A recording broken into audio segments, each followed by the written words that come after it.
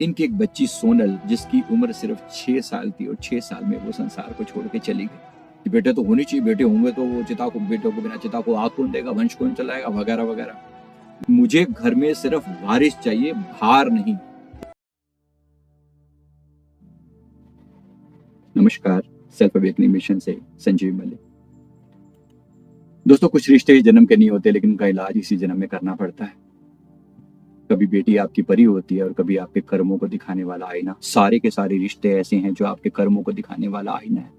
आज मैं कर्मा स्टोरी में आपके साथ एक ऐसी कहानी शेयर कर रहा हूं जो सच में हम सबको आईना दिखाने वाली है। तो ये याद रखेंगे, ये गेम हमारा ही खेला हुआ है।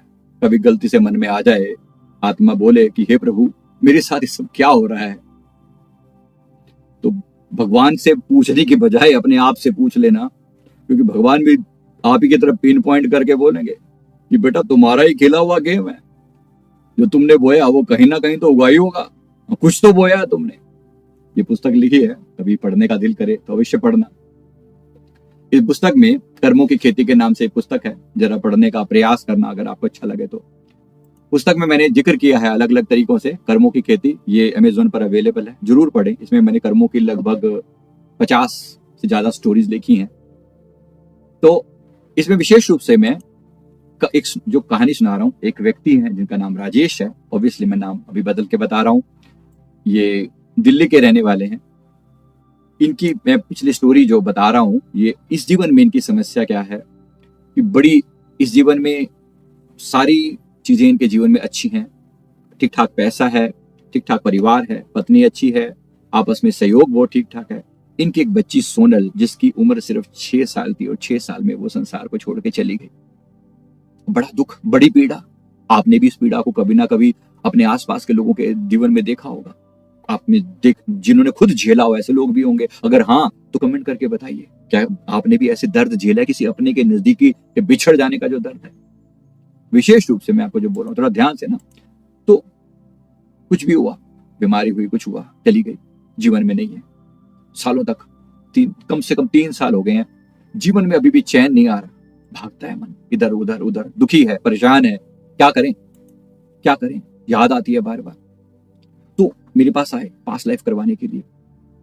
पता लगा उस जीवन में जो ये एक व्यक्ति, 1652 की ये बात है, 1652, यानी समझो अब से कितना लंबा समय हो गया इस बात को, राइट। तो मतलब लगभग 800-900 साल हो गए हैं, लेकिन वो घटनाएं पीछे नहीं छोड़ती। याद रखिए इस बात को, जो घटना हो रखी है, जो हमारे किए हुए कर्म में कभी ना कभी सामने आते ही आते हैं। उस जीवन में इसका नाम एक बड़ा जमींदार था, जिसका नाम था वीर सिंह राणा। क्रूर, अहंकारी और कट्टर पितर सत्ता का प्रतीक। और जन्म उस समय जो है ना, जैसे पुत्र प्रधान था सारा समाज कि बेटे तो होने ही चाहिए, है ना। जैसे आज कोई बड़ा तमाशा चलता है कि बेटे तो होनी चाहिए, बेटे होंगे तो वो चिता को, बेटों के बिना चिता को आग कौन देगा, वंश कौन चलाएगा, वगैरह वगैरह। लेकिन चांस की बात हुई तो बेटियां। परमात्मा कहीं ना कहीं सारी चीजों को बैलेंस करते हैं। आप जानते हैं, जितने लोग पुरुष पैदा होते हैं, ये हिसाब कौन करता होगा, उतनी ही अमाउंट में लड़कियां भी पैदा करनी है, कौन करता होगा? सोचिए, आप और हम डिसाइड करते हैं क्या? लोगों के अगर बस में हो ना, लोग सिर्फ बेटा पैदा करने के लिए ही दवाएं खाने वाले लोगों की कमी नहीं है, लेकिन परमात्मा है, हर चीज का बैलेंस बना के रखता है। भाई, बेटियों को अगर तुम पैदा नहीं होने दोगे तो बहुएं कहां से लाओगे? तुम्हें बहू तो चाहिए, बेटी पैदा नहीं करेंगे। सोच के देखो ना। तो गुस्से में छोड़ दिया, मुझे घर में सिर्फ वारिस चाहिए, भार नहीं। उस बेटी को छोड़ दिया और कहा कि किसी को भी दे दो, कहीं पे भी डाल दो। एक सेविका ने उस बेटी को पाला, लेकिन वो लड़की कभी अपने पिता के प्यार को जान नहीं पाई और 14 साल की उम्र में बीमारी से मर गई। ये व्यक्ति जो है वीर सिंह, जिनका नाम था, उस समय में कभी मूंछों पर जो ताव था वो कम नहीं हुआ, वो बरकरार रहा, वैसे ही बरकरार रहा। तो हमने देखा कि ये वही बेटी, वही दर्द जो देकर आए, उससे जीवन में इसने बिछड़ी। फिर एक जन्म हमने और देखा, एक जन्म देखा 1858 में मैसूर में दयानंद नाम का एक व्यक्ति था। एक साधारण सा ब्राह्मण था, जिसका नाम था दयानंद। घर में एक बेटी थी, उसका नाम था कावेरी। गांव में महामारी फैली। बेटी से प्यार तो था, लेकिन जब बात महामारी में खुद को बचाने की आई और बेटी, वो उस समय कहीं बाहर था, बेटी गांव में थी। अब ये थे कि बाहर से कभी वापिस ही नहीं आया, बाहर से कभी वापिस ही नहीं आया।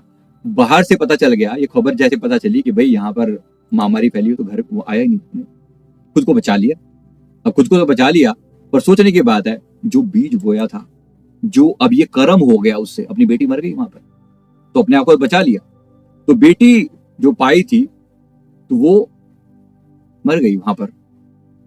2 बार बेटी को बचाया नहीं, पहली बार तो छोड़ दिया तब मर गई, दूसरी बार भी छूट गई तब मर गई, इस बार वो छोड़ के चली गई। दोनों बारी में बेटी ने दर्द देखा, इस बार ये दर्द देख रहे हैं। क्या करें? आपको लगता है किसी प्रिय को खो दिया जैसे किसी ऊपर वाले ने जबरदस्ती छीन लिया हो? कोई ऊपर वाला जबरदस्ती कुछ नहीं छीनता, उसको कोई शौक नहीं है आपकी किसी चीज को छीनने का, उसे कोई शौक नहीं है। ये हमारे बीजे हुए बीज हैं, ये हमारे बीजे हुए बीज हैं। कहां जाएंगे आखिर? न किसको आखिर अगर नहीं संभलेंगे तो कहां जाएंगे? कहां?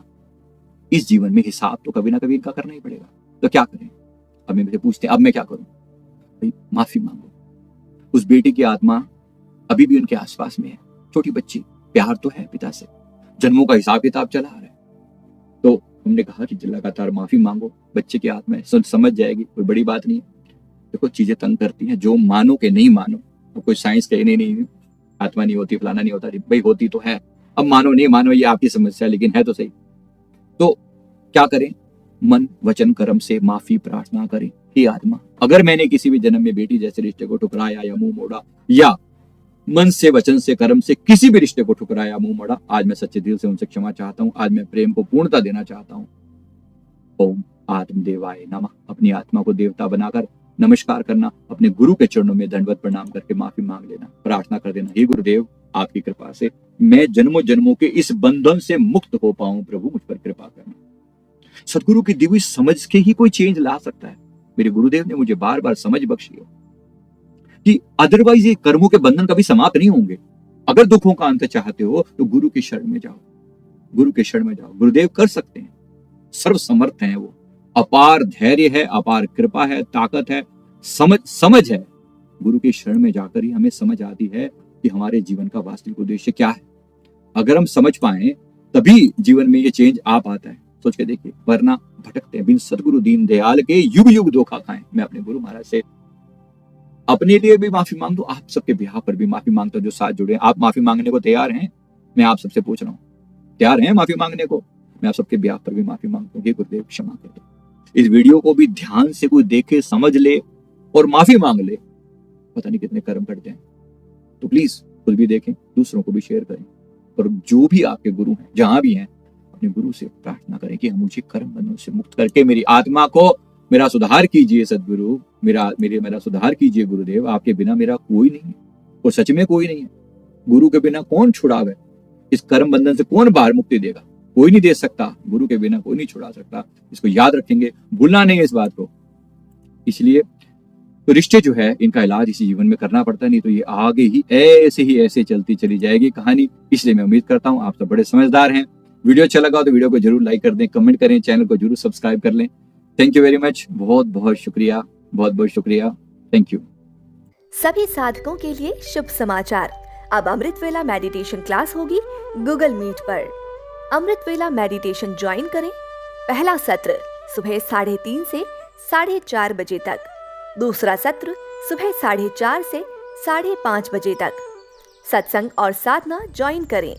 सत्संग रात 9:15 से 9:30 बजे तक, साधना और जाप रात 9:30 से 10:30 बजे तक।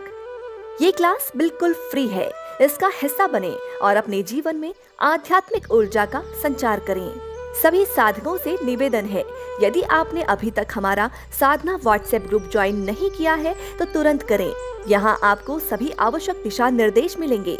मेडिटेशन क्लास और व्हाट्सएप ग्रुप के लिंक आपको इस वीडियो के डिस्क्रिप्शन बॉक्स में मिल जाएंगे। आइए साथ मिलकर आध्यात्मिक यात्रा पर चलें।